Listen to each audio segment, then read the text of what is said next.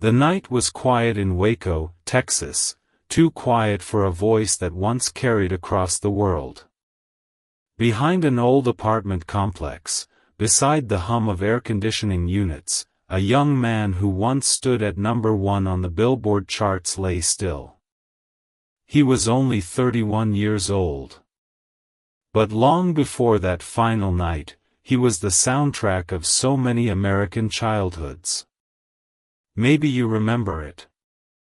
Maybe it takes just a single note of The Kissing Game to bring you back, to a school gym lit by soft lights, to a slow dance you were too shy to lead, to the feeling that music could make the world gentler for a moment.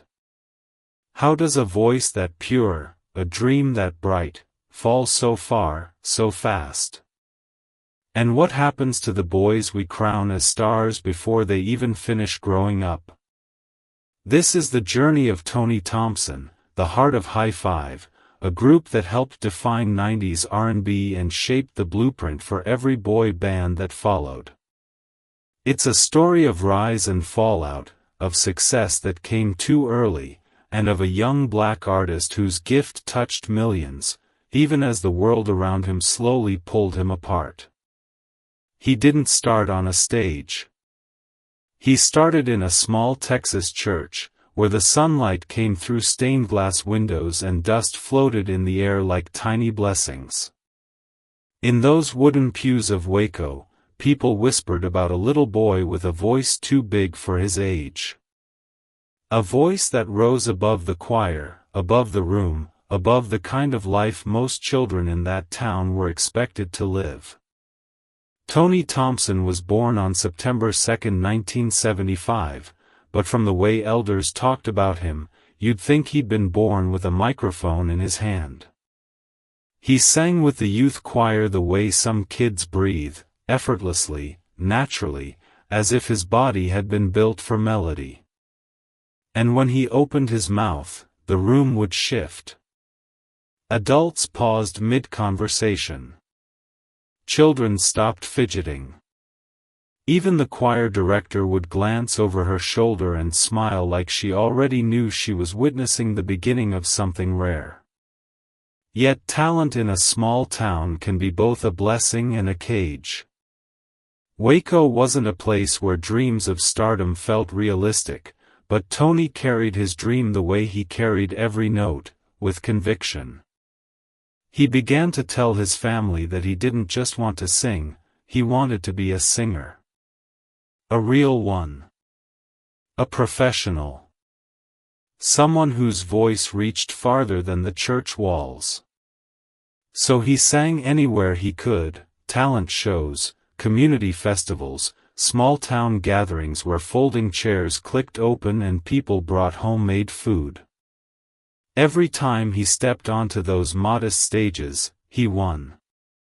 Not because the judges felt sorry for a child competing against grown men, but because Tony already had the thing adults spent years trying to develop, identity. His voice didn't sound like anyone else's. It wasn't borrowed or imitated. It was his. And that's what caught the attention of a group of older boys from Waco called Adore. They were chasing their own dream, rehearsing in garages and back rooms, hoping their harmonies would carry them somewhere bigger. When they got signed to Jive Records, the first R&B act from Waco to ever do it, the whole town buzzed. But one member, William Walton, kept thinking about the little kid who won every talent show. He remembered Tony's voice. He remembered the promise he'd made. When we get in the door, I'm bringing you with me. And true to his word, once Adore secured their footing, William reached back. He connected Tony with two New York-based managers who were searching for fresh talent, Vinnie Bell and Robert Ford. These weren't small-town dreamers. These were industry men, men who had seen enough potential stars to know how rare the real ones were. They were looking to build something reminiscent of the Jackson 5 or New Edition, young, charismatic, powerful in harmony, undeniable in presence. When they heard Tony sing for the first time, they didn't just hear talent. They heard possibility. They heard a future. They asked him a simple question. "Do you know anyone else who can sing like you?" Tony did. He brought in two friends, Toriano Easley, a teenager from Oklahoma with a voice as bold as his personality, and Russell Neal, calm, steady, reliable. Together, the three boys called themselves the Playmates, and though the name felt fun and innocent, the ambition behind it wasn't. They recorded their first demo with dreams that stretched far beyond Waco. But the record executives weren't satisfied. Something in the sound wasn't full enough yet. Something was missing. And in the music business, missing pieces can end careers before they even start. So Tony, Toriano, and Russell weren't discouraged when Bell and Ford suggested adding new members. They understood the assignment: if you want to build a legacy, you build a team. Soon, Pooh and Marcus Sanders joined the lineup, bringing the group to 5, symbolically important for a boy band modeled after the greats. And just like that, something clicked. The harmonies made sense. The energy balanced. The vision sharpened. But before they could release anything, reality stepped in. All 5 boys were teenagers, 15, maybe 16. Parents had to sign papers. Courts had to approve contracts. Childhood had to be exchanged for adulthood, almost overnight. When the ink finally dried and the documents cleared, they officially joined the Jive Records family. The label believed in them. Their managers believed in them. And now the boys had to believe in themselves. There was only one final hurdle: the name. The Playmates couldn't be used. Hugh Hefner owned the trademark through Playboy. So they needed something new. Something young. Something that felt like victory. They chose High Five. A name that fit perfectly. 5 boys. One dream. One upward motion, palm to palm, as if celebrating every step that brought them closer to the stage they'd been chasing since childhood. And standing in the center of it, steady, glowing, unmistakable, was Tony Thompson, the kid from Waco whose voice had only just begun to show the world what it was capable of.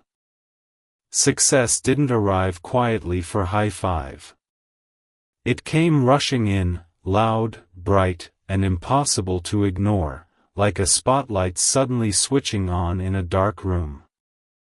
One moment they were 5 teenagers from modest beginnings, the next, they were stepping into studios with producers who reshaped the sound of an entire generation.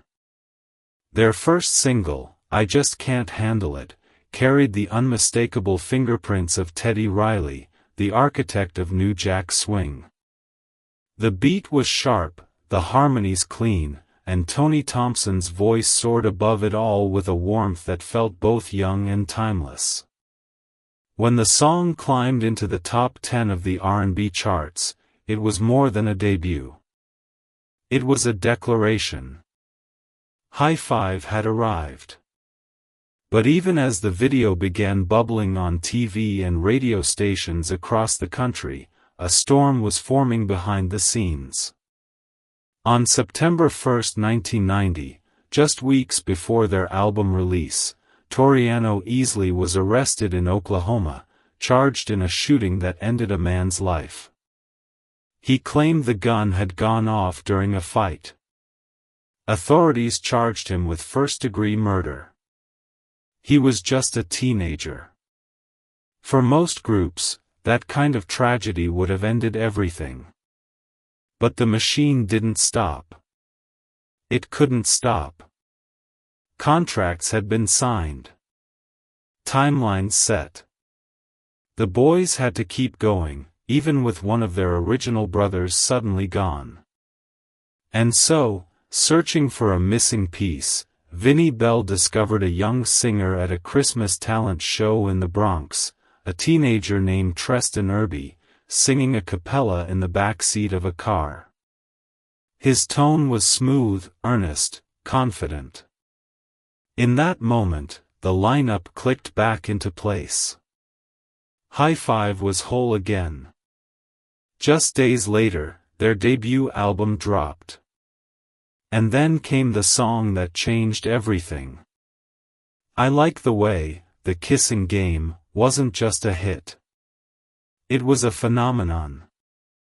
The beat was soft, the melody sweet, and Tony's voice delivered every line with the innocence of young love. The song shot to #1 on both the R&B chart and the Billboard Hot 100, earning platinum certification and becoming one of the defining records of the early 90s.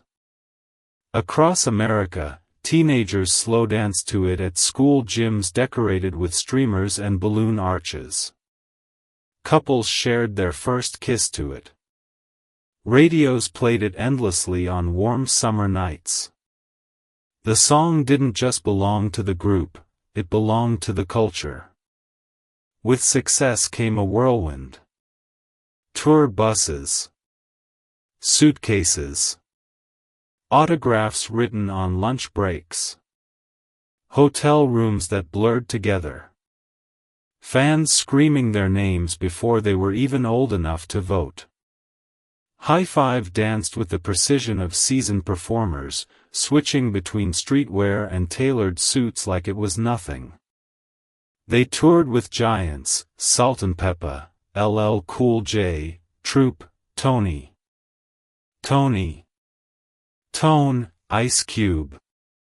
Everywhere they went, someone wanted to touch the magic they carried. And yet, even in the glow of success, the boys remained just that, boys. Teenagers doing homework with tutors backstage. Young men learning fame faster than they learned adulthood. Then came another breakthrough. I Can't Wait Another Minute. Ironically, the group never believed the song would become a hit. They wanted an upbeat track for their next single. But the label pushed forward, and the song became their crossover moment.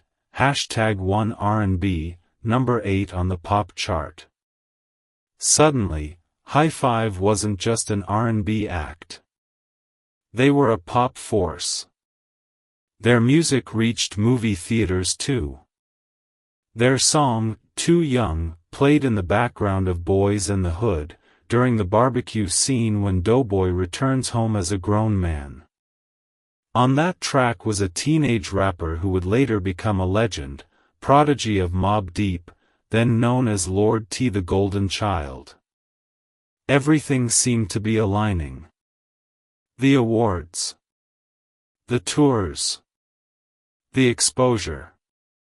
The feeling that the world was wide open and theirs to take. But what made it all work, what made High Five feel different, was Tony Thompson. Tony didn't just sing the notes. He filled them. He colored them with emotion. He gave the group a center, a heartbeat, a sound instantly recognizable from the first syllable. Older fans compared him to a young Michael Jackson, not because he tried to sound like Michael, but because he carried that same purity, that same emotional honesty. Younger fans adored him because he looked like them, spoke like them, and made them believe that someone from a place like Waco could sing his way onto the world's biggest chart. By the time their debut album went platinum, High Five had become more than just a boy band. They were symbols of a moment in black music, a moment where harmony groups reigned, where R&B ruled radio, where young artists shaped the dreams of millions. And yet, behind the applause, behind the photo shoots and interviews and Billboard headlines, something silent was forming beneath the surface: pressure. Expectations. Business decisions made by teenagers who barely understood contracts. The kind of weight that fame places gently on your shoulders at first, before it begins to crush you. But for now, in this chapter of their story, the light was still bright. The future still felt safe. And Tony Thompson, the voice that lifted them all, was still rising, still glowing, still singing as if nothing could dim him. Success can make a young man feel invincible. But for High Five, the first cracks didn't come from the outside world. They came from within, quietly at first, then loudly enough to shake everything they had built. As the applause of their debut era faded into the pressure of sustaining success, the boys began questioning the very foundation of their career. They were famous, yes. They were chart-topping stars. But when they looked at their bank accounts, the numbers didn't match the headlines. So they did something bold, something only teenagers who didn't yet understand the machinery around them would dare to do. They fired their managers. Vinnie Bell and Robert Ford, the men who discovered them, shaped them, protected them, were suddenly gone. Treston Irby didn't want the split, but he was outvoted. In their place, the group elevated the road manager, Jonathan Kinloch, to lead them. They believed they were claiming their independence. They thought they were taking control. But independence is heavy, especially when you're too young to know what it really costs. Soon after, the group marched into the offices of Jive Records demanding answers. How are we the hottest group out, and still not making money? The label replied the way labels always do. You haven't recouped yet. To the boys, it sounded impossible. To the older executives, it was business as usual. Credit card expenses. Hotel rooms.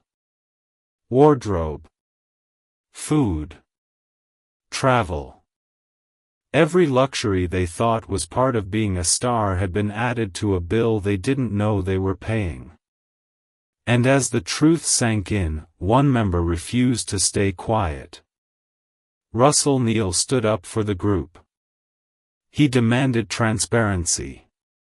He demanded that the label explain every dollar. And he insisted that they shouldn't perform again until someone taught them how the business worked. But Russell was alone. The others were afraid of losing momentum, or losing deals, or losing the dream entirely. And so, Russell walked away. First quietly. Then permanently. The group carried on without him, releasing their second album, Keep It Goin' On, in 1992. Despite the internal turmoil, the music still soared. She's Playing Hard to Get shot to #1 on the Billboard Hot 100. The fans never knew anything was wrong. But destiny had its own timetable. During a promotional run in Florida, the group traveled down I-95 in a van that should have been just another forgettable ride between radio interviews. Instead, it became a turning point so devastating that even the survivors were changed forever. Another driver slammed into them from behind. The van spun, flipped, crashed. One by one, the members crawled out, shaken, bruised, scared, but alive. Then they turned to help their brother. Pooh tried to stand, but his legs wouldn't move. He whispered, "I can't feel my legs." He never walked again. He had always been the bright one, the energetic one, the boy who made rehearsals feel like hanging out with friends. Now he was paralyzed from the chest down. The weight of that loss settled on all of them like fog. The innocence of their teenage stardom evaporated in a single moment. To numb the grief, some members drifted toward drinking and drugs. It wasn't rebellion. It was escape. And yet, even from his wheelchair, Pooh remained part of the family. He asked Russell Neal to return to the group, not for fame, not for money, but for him. And Russell came back. Hope flickered again when High Five began working with a young R. Kelly, who was still performing with public announcement. He wrote and produced Quality Time, a warm, melodic single that climbed the charts and reminded the world of what the group could be. On the same album, a young Faith Evans made her debut singing background vocals. But success no longer carried the same sweetness. Behind the harmonies, shadows were growing. Their third album, Faithful, 1993, included strong songs like Unconditional Love, from Menace to Society, and Never Should Have Let You Go, from Sister Act 2. But Jive Records barely promoted it. The label knew the group intended to leave once their contract ended, and without the label's push, the album drifted quietly across the charts. Still, Jive wanted to keep Tony. They offered to renegotiate. They offered him a solo career. They wanted the magic of that voice to stay in the family. But the group believed they could find a better deal elsewhere. So they walked away, from the label that launched them, the system that broke them, and the safety net that might have held them together. Giant Records signed both High Five and Tony as a solo act. Each member received a signing bonus. But even this moment of hope carried tension. Some inside the group wanted Russell fined for leaving earlier, cutting his payout in half. Russell refused, then left the group for good. Tony, now just 19, recorded his solo album Sexational with some of the greatest producers of the era. Babyface, Teddy Riley, Puff Daddy, Devante Swing, Missy Elliott, Joe, Usher, Faith. The album should have been his rebirth. Instead, it became the beginning of the end. Sexational flopped on the charts. Giant Records panicked. And then, without warning, they dropped Tony, and dropped High Five with him. For a young man who once stood center stage with the world cheering his name, the silence that followed was deafening. And in that silence, something inside Tony began to break, slowly at first, then completely. The fall had begun. From the outside looking in, High Five appeared to be part of a golden era in American music, a time when R&B groups, especially young black male groups, shaped radio, TV, and pop culture. To many fans across the country, they weren't just another boy band. They were the boy band of their moment. Their harmonies carried the warmth of the church, the spark of youth, and the polish of New Jack Swing. But within the industry, their story reflected something deeper. The fragile, often unfair system young black artists faced in the 1990s. Record executives praised their talent but held tight control over finances. High Five became a textbook example of how fame could rise faster than knowledge, and how many artists learned about recoupment only after realizing they were still broke despite platinum success. For older black audiences, their struggles echoed a familiar pattern seen with earlier icons, from blues musicians to Motown stars, extraordinary talent, limited protection. Among mainstream American listeners, Tony Thompson's voice became a generational memory. The Kissing Game played at school dances from New York to Atlanta to Los Angeles. Even now, when that first chord hits, people smile, not because of nostalgia alone, but because the song genuinely shaped an era. Younger generations discover High Five through movie soundtracks, throwback playlists, and TikTok clips, proving their sound still resonates across decades. Yet when Tony's life spiraled, and eventually ended, the reaction from the public revealed another reality of American entertainment. The audience celebrates talent, but rarely sees the pain behind it. News outlets briefly covered his death, focusing on the unusual circumstances, huffing Freon, methadone in his system, but the deeper issues of addiction, mental health, and the pressures of early fame went largely unexplored. In America, especially in the Black community, discussions about trauma and substance abuse often hide behind closed doors.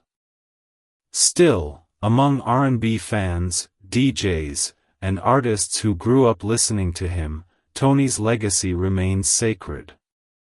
His influence is heard in the vocal runs of young singers, in the DNA of 90s playlists, and in every boy band that steps into the spotlight with harmony at its core. In the end, America loved High Five. But it never fully understood what the group had survived to make that music possible.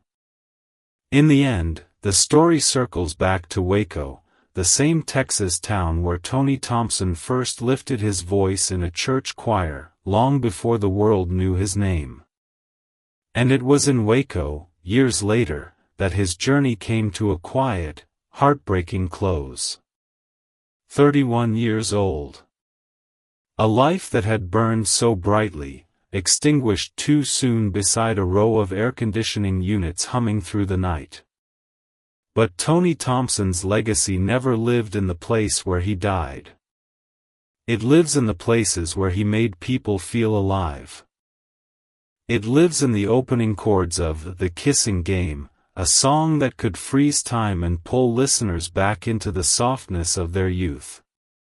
It lives in the harmonies of High Five, a group that shaped the sound of 90s R&B and made space for the boy bands that came after them.